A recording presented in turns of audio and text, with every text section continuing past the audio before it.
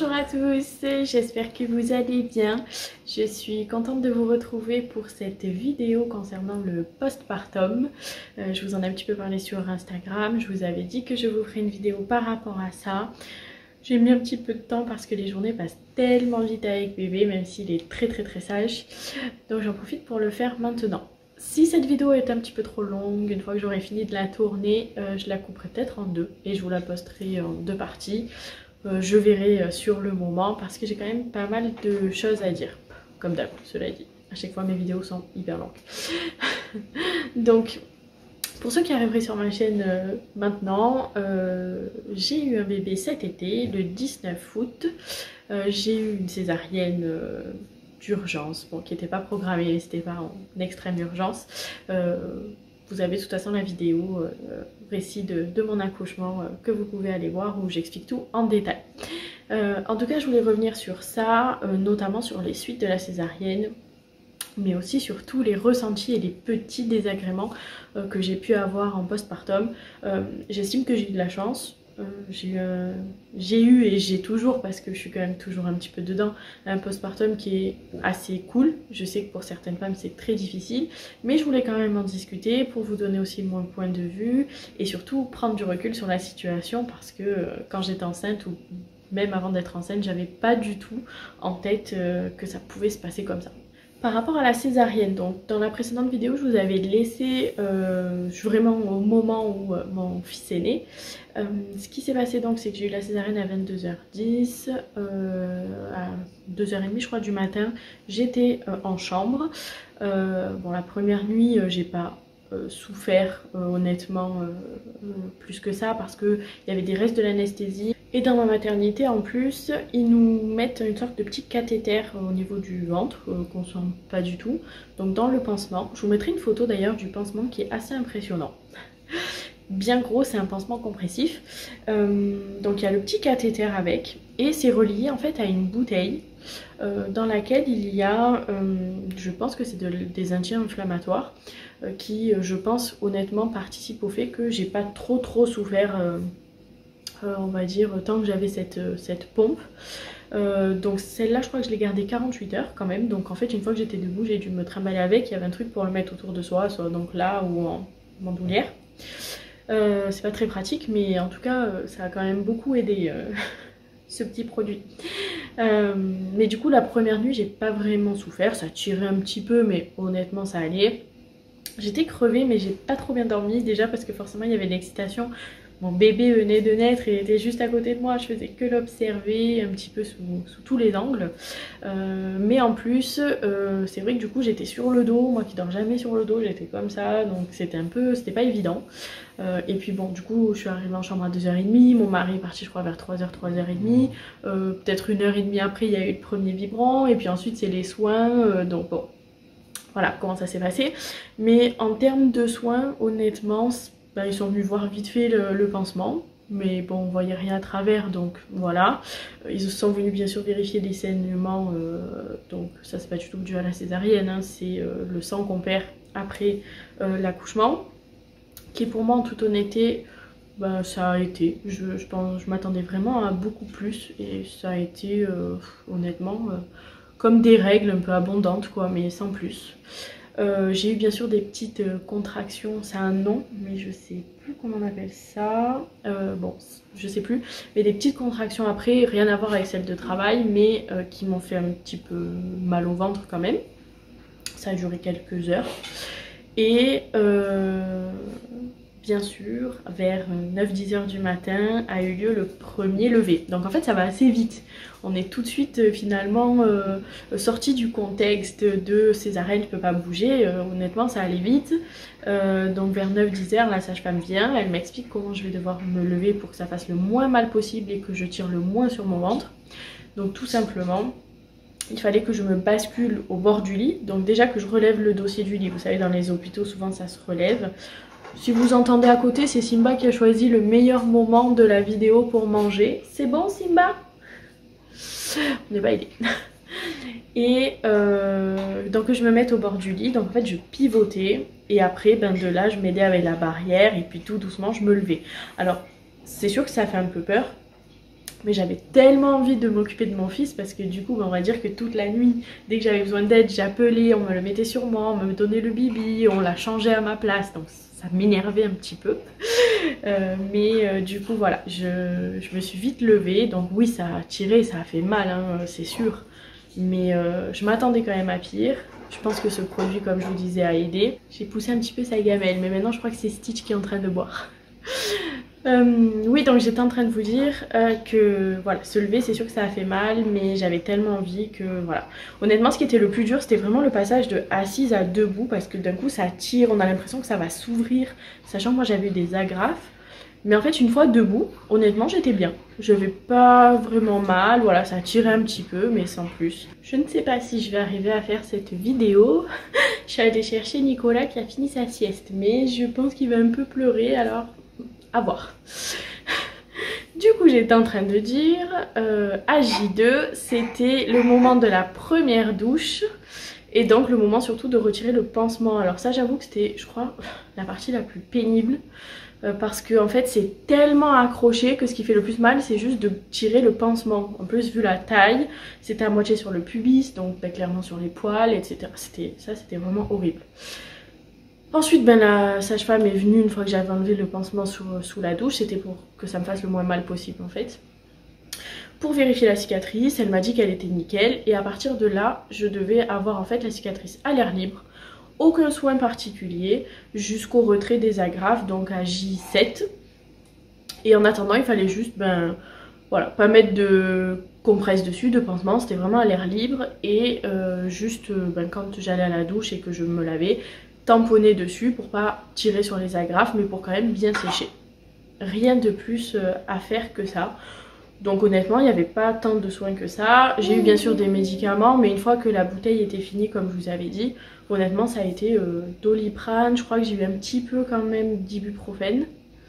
Et du coup un petit médicament pour éviter d'avoir mal au ventre. Vous entendez bébé? Voilà, donc honnêtement ça a été assez simple et à la maison ça a continué. Doliprane et ibuprofène pendant quelques jours. Il me semble que c'était de l'ibuprofène. Non, je vous dis une bêtise. Quand j'étais à la maison c'était que du Doliprane et l'ibuprofène ça a été pour la montée de lait. Voilà un petit peu en fait comment donc ça s'est fini le séjour à la maternité. Bon j'étais crevée parce que je dormais pas là-bas parce que les nuits étaient très compliquées pour bébé, qu'en plus on était beaucoup dérangés, il y avait beaucoup de bruit. Et mon chéri il venait la journée parce que la nuit il restait avec les chiens du coup parce qu'on n'avait personne pour garder les chiens. Donc du coup voilà, c'est vrai que ces jours-là n'étaient pas évidents, j'avais hâte de rentrer à la maison. La seule chose que j'ai eu au bout, c'est le jour vraiment où on est parti. J'ai commencé à avoir un petit peu mal en haut de la cuisse gauche quand je marchais et en fait on m'a expliqué que c'était simplement dû à la césarienne, que ça allait durer quelques temps et partir. Et effectivement ça a duré peut-être une semaine quand je restais debout un peu trop longtemps ou que je marchais un peu et après plus rien et c'était pas horrible. Quand je suis rentrée à la maison du coup à J7 on m'a enlevé toutes les agrafes, honnêtement aucune douleur. L'infirmier a vérifié que la cicatrice était bien, c'était nickel. La sage-femme l'avait déjà vérifié en visite après la maternité, donc 3 jours avant elle m'avait déjà dit qu'elle était bien. Donc aucun souci à ce niveau là. J'ai eu des piqûres d'anticoagulants à faire, alors normalement pendant 6 semaines, c'est les nouvelles recommandations. Moi je vous avouerai, je suis pas un exemple et je veux inciter personne, mais j'ai arrêté au bout d'un mois parce que ça me saoulait. Parce que je savais que moi-même je les ferais pas. D'ailleurs les jours où j'ai pas demandé à l'infirmier de venir, je les ai oubliés. Et l'infirmier ça commençait à être hyper contraignant parce que du coup il venait toujours à la même heure, c'était vers 4h30, 5h. Du coup ça nous coupait toujours nos après-midi, on pouvait aller nulle part, inviter personne, il fallait qu'on soit à la maison. Donc déjà que c'est compliqué de s'organiser quand on arrive à la maison avec un bébé, mais alors en plus avec ça, voilà, au bout d'un mois j'ai arrêté et bon j'ai pas eu de soucis. La seule chose qui a été difficile pour moi en rentrant à la maison, et c'est là que je vais vous parler aussi du baby blues, moi qui disais je ne pleurerai jamais, mais pourquoi on pleure, moi ça m'arrivera pas, bon si ça m'est arrivé, pas de tristesse, mais simplement parce que quand je suis rentrée à la maison, donc j'étais crevée du séjour à la maternité, bon, et de l'accouchement, de la fin de la grossesse. Sauf qu'en fait, quand je suis arrivée dans mon lit, là il y avait un paramètre que j'avais oublié, c'est que c'est pas le lit d'hôpital, c'est pas le lit qui se redresse, il n'y a pas les barrières pour bien se mettre, et du coup quand je suis arrivée dans mon lit, être à plat dos c'était encore pire qu'à l'hôpital où je pouvais un peu l'incliner. Donc j'ai commencé à pleurer, Steven il savait pas quoi faire pour m'aider, il essayait de me caler avec les coussins, mon coussin d'allaitement, mais voilà, en fait j'avais tellement peur en même temps d'ouvrir ma cicatrice que j'osais pas bouger, parce que dès que je me mettais sur le côté ça tirait. Ma mère du coup est même venue parce qu'au téléphone elle m'a sentie désemparée, mais voilà, pour une histoire bête en soi, c'est juste que je voulais dormir et que je pouvais pas dormir sur le côté, mais c'était bien réel quoi. Et en fait ça a fini par aller mieux le soir même, une fois que, en discutant avec d'autres femmes qui avaient une césarienne, elles m'ont dit qu'elles aussi elles avaient eu un peu mal, mais qu'elles l'avaient fait sur le côté et qu'elles avaient bien dormi après. Donc c'est ce que j'ai fait. J'ai pris mon courage à deux mains, même si ça tirait, je me suis tournée, mais une fois que j'étais calée, j'étais bien et là j'ai plus bougé. Je suis pas allée faire pipi. Bon oui, je me suis levée pour le petit, mais pour moi je me levais pas ni pour faire pipi ni rien, vraiment j'étais calée. Et par contre Steven m'aidait quand même à me relever et tout, parce que voilà, les premiers jours, ça n'a pas duré très longtemps ça par contre. Ça a duré peut-être, déjà quand on m'a enlevé les agrafes, je me sentais beaucoup mieux. Mais voilà, il m'a peut-être aidé, on va dire 4-5 jours à me tourner, à me lever du lit. Après, il n'y a plus de soucis. Honnêtement, par rapport à la césarienne en elle-même, ça aura mis 1 mois à ce que vraiment je retrouve toutes mes capacités, on va dire. Alors, il y a encore la sangle abdominale qui est un peu... d'ailleurs, je fais de la rééducation abdominale. J'ai pas eu besoin de rééducation du périnée parce que par chance, il est nickel. Mais par contre, les abdos, il y a besoin. D'ailleurs, juste après la vidéo, j'irai faire ma petite séance chez le kiné. Donc ça, j'ai encore un peu de mal quand je soulève quelque chose, quand je me baisse ou quoi. Mais sinon, c'est tout. Autour de la cicatrice, j'ai pas encore retrouvé toutes mes sensations. J'ai aussi entendu que c'était possible que je ne retrouve pas tout. Quand je touche, en fait, c'est comme quand j'avais la péridurale. J'ai l'impression que c'est pas totalement mon corps. C'est un peu étonnant. Mais c'est vraiment le ressenti que j'ai. Voilà. Mais c'est pas, voilà, ça fait pas du tout mal. Et là, je peux vous le dire, 3 mois et demi après, la cicatrice, elle est vraiment, vraiment bien. Je vous l'ai montré d'ailleurs sur Instagram, avec mon ventre d'après grossesse, hein, je tenais à le faire, et d'ailleurs j'allais vous en parler dans cette vidéo. Au-delà de la cicatrice de césarienne qui franchement ne me gêne pas, et bien sûr après la grossesse il y a le ventre tout mou, la peau flasque qui pendouille, les vergetures, voilà. C'est vrai que ça aussi ça fait partie du postpartum, d'accepter ce nouveau corps qui a changé, qui est plus le même qu'avant, mais qui nous a donné un magnifique bébé. Et même si c'est pas toujours facile quand on se voit ou quand on doit s'habiller, voilà, faut essayer de garder à l'esprit que c'est pour la bonne cause. Et d'ailleurs personnellement je recommencerai 1000 fois. En termes de fatigue, on a eu beaucoup de chance parce qu'en fait les 3 premières semaines ont été très difficiles parce que Nicolas pleurait toute la nuit. Et c'est même arrivé qu'il pleure toute la journée, vraiment il hurlait, on sentait qu'il y avait un problème. On a tenté plein de trucs et finalement c'est après une séance d'ostéo que le miracle s'est produit. Il avait un petit souci, en fait il était un petit peu bloqué au niveau du cou, des cervicales, suite à la position qu'il avait dans mon ventre, donc cette fameuse position de rêveur. Et ça a réglé le problème, et peut-être 3 semaines après qu'elle soit venue, il a fait sa première nuit complète. Et là ça fait quelques temps qu'il dort de 21h30 à 10h30 le matin, donc on ne peut clairement pas se plaindre et dire qu'on est réellement fatigué. Alors il y a la fatigue parce que le quotidien change quand même, que c'est une responsabilité en plus, que comme je vous disais les journées passent à une vitesse folle, mais c'est pas la même fatigue forcément que quand on dormait pas du tout. Donc sur ça on a de la chance. De toute façon, moi personnellement, je peux pas parler au nom de Steven, mais moi personnellement, on va dire que par rapport au petit, j'ai mis 1 mois et demi vraiment à prendre le rythme, c'est-à-dire Steven a repris le travail. Et du coup, dans les 10-15 jours qui ont suivi, je me suis mis à prendre le rythme, c'est-à-dire comme il a des biberons plus fixes, c'est aussi plus facile d'organiser ma journée, même si elle passe très vite, mais j'arrive à m'organiser. Et parfois ça peut prendre plus de temps, nous, c'est aussi le fait qu'il fasse ses nuits qui aide beaucoup, faut dire la vérité, mais voilà, en tout cas, il faut prendre les choses comme elles viennent. En fait, je pense que on s'adapte à notre bébé plus que lui s'adapte à nous, hein, clairement. Par rapport au poids pris pendant la grossesse, il me reste 3 kilos. Bon, en fait, j'ai très vite perdu le reste, mais là, il me reste 3 kilos et clairement, je sais même pas si je vais les perdre parce que, en toute honnêteté, je fais pas grand chose pour. Bon, là, en plus, avec les fêtes qui arrivent, voilà, avec Steven, on a dit qu'à partir de janvier, on ferait un petit peu attention. Mais c'est vrai que là, on s'est vachement fait plaisir après la grossesse. Enfin, moi, notamment, parce qu'il y a plein de choses que j'ai pas pu manger enceinte. On n'a pas trop calculé ce qu'on mangeait, donc bon, c'est raisonnable, entre guillemets, mais... C'est vrai que du coup il me reste ces 3 kilos que j'ai pas perdu. Donc voilà, il va falloir s'y mettre. Par contre la chose qui est très difficile pour moi en ce moment c'est mes cheveux. Genre vraiment c'est un peu la catastrophe. Pendant peut-être 1 mois et demi, 2 mois je disais oh mais trop bien, j'ai pas perdu mes cheveux, j'ai trop de chance. Pas du tout. Je crois qu'au moment où je me suis dit ça, quelques jours après je me brosse les cheveux, des touffes de cheveux. Sous la douche pareil, quand je me lave les cheveux je fais ça, il y a des grosses mèches de cheveux qui viennent. Vraiment c'est la catastrophe. J'ai commencé du coup une cure il y a quelques semaines déjà, effluvium. Et malheureusement j'ai pas l'impression que ça aide beaucoup, pourtant on m'a dit beaucoup de bien de cette cure. Après pour moi il y a un peu la problématique SOPK qui fait que la perte de cheveux c'était quand même déjà le cas avant, donc je pense que ça aide pas. Voilà, d'ailleurs je vous parlerai de ça juste après.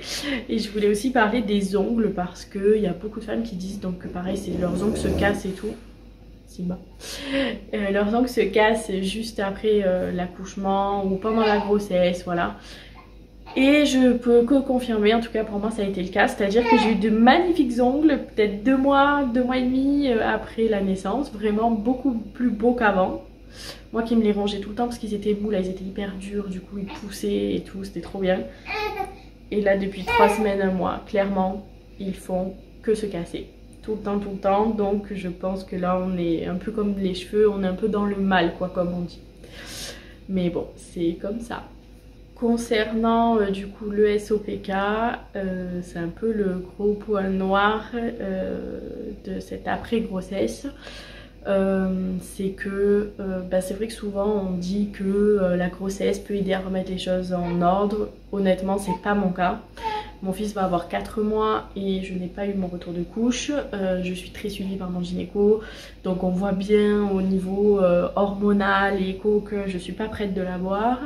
Donc d'ailleurs il m'a donné du Faston pour déclencher un peu quelque chose de manière artificielle.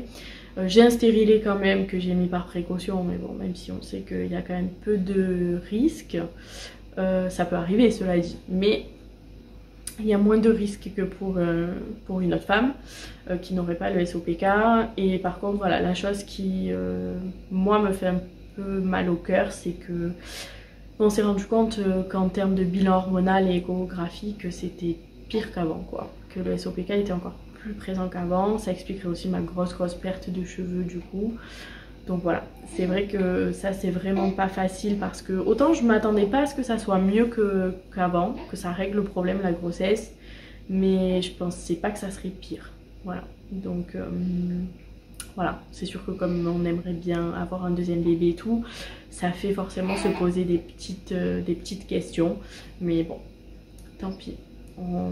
On verra bien en tout cas ce que l'avenir nous réserve et comment ça se passera. Donc là d'ailleurs j'ai un nouveau bilan hormonal à faire, je vais commencer du Faston, donc avec tout ce que ça implique, hein, les effets aussi un peu indésirables, mais voilà, il faut ce qu'il faut et je suis bien suivie en tout cas. Et par rapport au stérilet, je ne veux pas rentrer dans les détails dans cette vidéo. Si ça intéresse, je pourrais faire une petite vidéo, un petit post sur Instagram.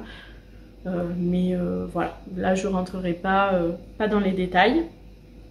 Et je pense à quelque chose que j'ai oublié de vous dire tout à l'heure. Cette vidéo ça sera vraiment n'importe quoi, entre Simba qui mange, Stitch qui va boire, le petit qui pleure, voilà, c'est la vie de maman. Mais j'allais vous parler de la montée de lait. Moi j'ai pas voulu allaiter, mais j'ai eu une montée de lait à... Je crois que j'étais enceinte, j'avais accouché depuis 6 jours, 5-6 jours, il me semble.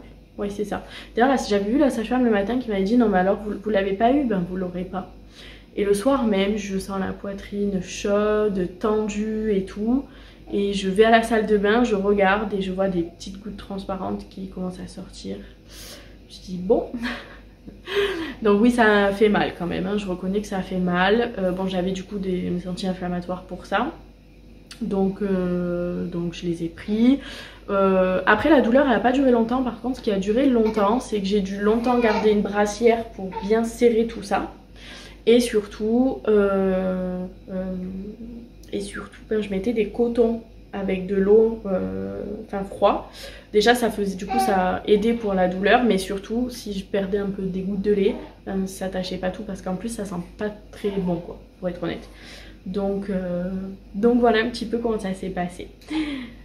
De manière générale, honnêtement, je peux dire que j'ai eu un postpartum assez cool, comme je vous disais, parce que voilà, j'en garde finalement un bon souvenir de tout. Je serai prête à recommencer. J'ai pas eu de gros problèmes, tout a suivi, on va dire, tout a été normal. Même s'il y a eu des moments pas trop évidents, mais ça a jamais duré plus que quelques jours. Et bon, avec le soutien de mon mari, des proches, et puis d'avoir mon bébé avec moi, voilà, on oublie tout. Mais je sais que je suis chanceuse parce qu'il y a des femmes qui ont un accouchement beaucoup plus difficile ou un postpartum beaucoup plus difficile que moi. Le seul point noir, voilà, comme je vous disais, c'est vraiment cette histoire de SOPK, mais à voir pour la suite. Pour la conclusion, j'ai pris mon petit bébé. Vous voyez comment ça perd ses cheveux derrière aussi. Mon amour, il grandit tellement vite. En tout cas, j'espère que cette vidéo vous aura plu, même si clairement elle était très brouillon et je crois que c'est toutes mes vidéos comme ça, mais alors là c'est encore pire. En tout cas, si j'ai oublié quoi que ce soit ou vous avez des questions, n'hésitez pas à m'écrire sur Instagram ou à me laisser un petit commentaire. Et comme d'habitude, n'hésitez pas à liker la vidéo, à la partager et à vous abonner à ma chaîne si c'est pas encore fait. Je vous fais de gros bisous et je vous dis à bientôt.